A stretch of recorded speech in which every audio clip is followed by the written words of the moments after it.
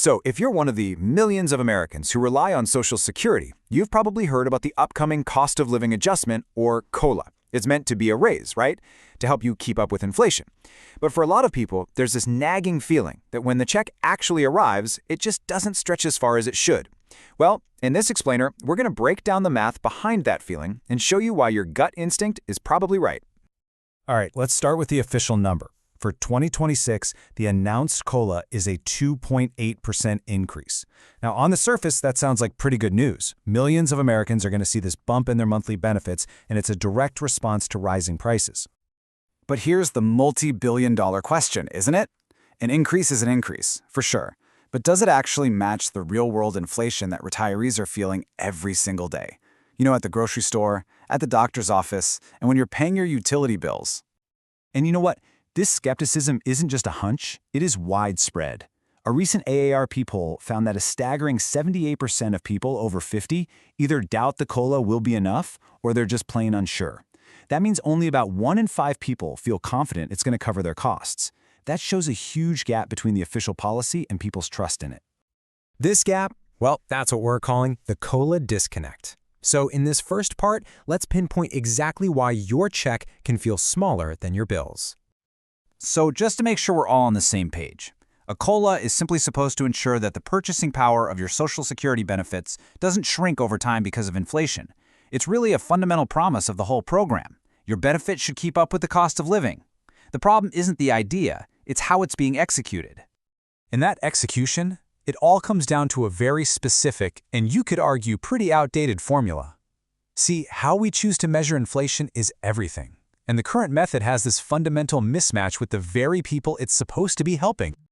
Okay, this slide right here gets to the absolute core of the problem. The current formula, the CPI-W, it tracks the spending of younger, working people in cities, but retirees just don't spend their money the same way.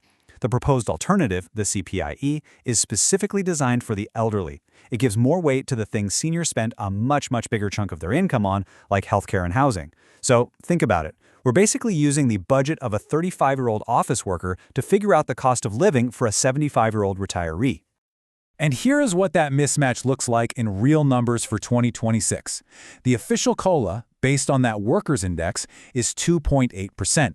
But the inflation that retirees are actually experiencing, measured by the elderly index, is closer to 3.1%.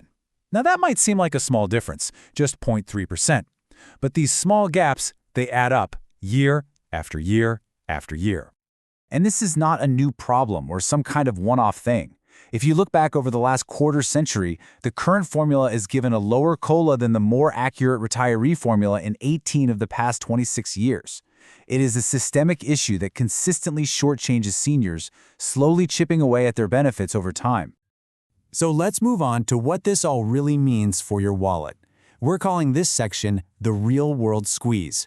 We're going to see what this slow chipping away actually costs you in dollars and cents over the long haul. This timeline shows a really concerning trend. Back in the 90s and 2000s, the majority of COLA increases, 60% of them, actually beat inflation. But fast forward to the 2010s, and that number drops to just 40%. And in this decade, a mere 20%. The system's ability to protect your purchasing power is clearly getting worse over time.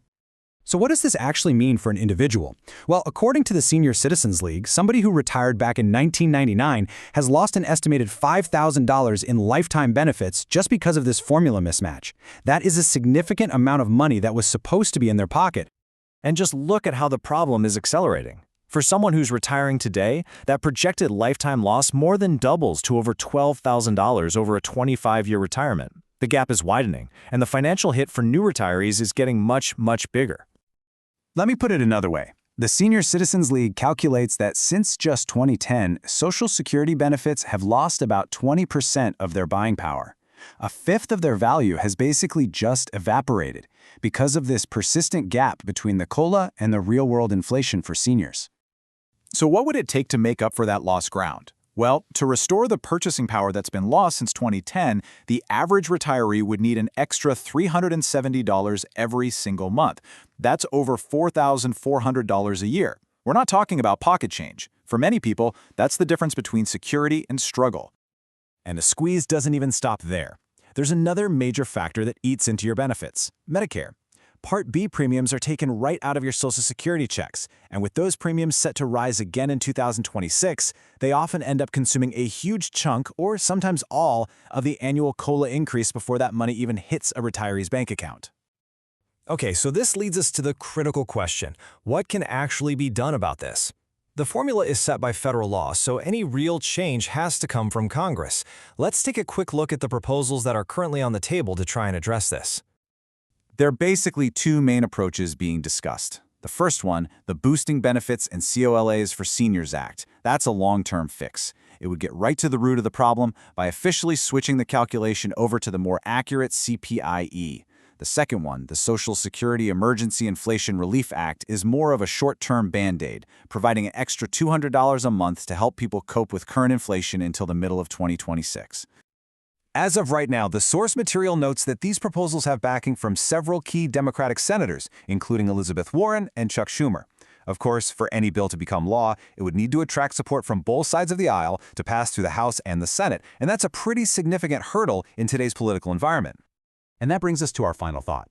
You see, the debate over the COLA isn't really just about formulas and percentages. It's about a fundamental promise. As the costs of healthcare and housing just keep on rising, the central question remains: how do we update and adapt the Social Security system to make sure its promise of a dignified retirement endures, not just for today's seniors, but for all the generations to come?